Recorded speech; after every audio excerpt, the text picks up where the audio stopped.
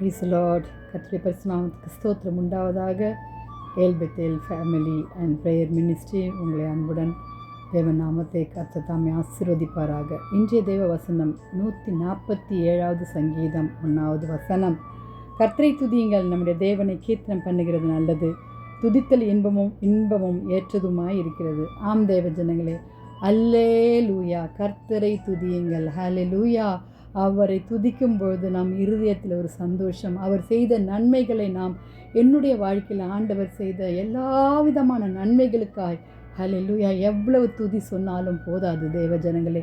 ஹல்லேலூயா. நானும் என் வீட்டாரும் என்றால் கர்த்தரை சேவிப்போம் துதிப்போம் என்று சொன்னது போல, ஆம் தேவ ஜனங்களே, கர்த்தரை சேவிக்க வேண்டும், கர்த்தரை துதிக்க வேண்டும். 135வது சங்கீதத்தில் அப்படி தான் சொல்லியிருக்கிறது தேவ ஜனங்களே. ஹல்லேலூயா. ஆமேன் ஆமேன். இரவும் பகலும் அவர் செய்த நன்மைகளை நம்ம நினைத்து அவரை துதிக்க வேண்டும், பாட வேண்டும். அவர் நமக்கு செய்த எல்லா விதமான ஆசீர்வாதங்கள் அளவுக்கு அதிகமாய் நம் உலகத்தில் வாழ கர்த்தர் நமக்கு உதவி செய்து கொண்டிருக்கிறார் தேவ ஜனங்களே. அல்லேலூயா. கர்த்தருடைய நாமத்தை துதியுங்கள், கர்த்தரின் ஊழியக்காரரை துதியுங்கள் என்று சங்கீதம் 135:1 சொன்னது போல, ஹல்லேலூயா. கர்த்தரை துதிக்கும்போது நம் துக்கங்கள் மாறி போகும். கர்த்தருடைய அந்த லவ்விங் கைண்ட்னஸ், ஹல்லேலூயா, இரவும் பகலும் ஹல்லேலூயா நம் இருதயத்தில் கர்த்தரை துதிக்க வேண்டும், கீர்த்தனம் பண்ண வேண்டும், சங்கீதனால் பாட வேண்டும் தேவ ஜனங்களே.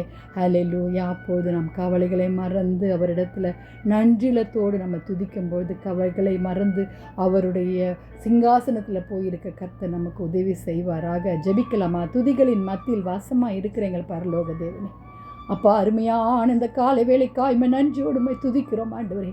உம்மை துதிக்கிறோம், உம்மை போற்றுகிறோம், உம்மை வணங்குகிறோம் அப்பா. களி கூறுகிறோம் ஆண்டவரே. நீதிமான்களே கர்த்தருக்குள் களி கூறுங்கள், துதி செய்வது ஹல்லேலூயா நல்லது என்று சொல்லிக்கிறீங்கப்பா. எங்கள் வாலிப பிள்ளைகளை ரட்சித்துக் கொள்ளுங்க ஆண்டவரே. உம்முடைய உம்முடைய வருகை சீக்கிரமாக இருக்கிறதப்பா. ஒவ்வொருக்கு வேண்டிய கிருபைகளை தாங்க. துதி கன மகிமை உமக்கே செலுத்துகிறோம் அப்பா.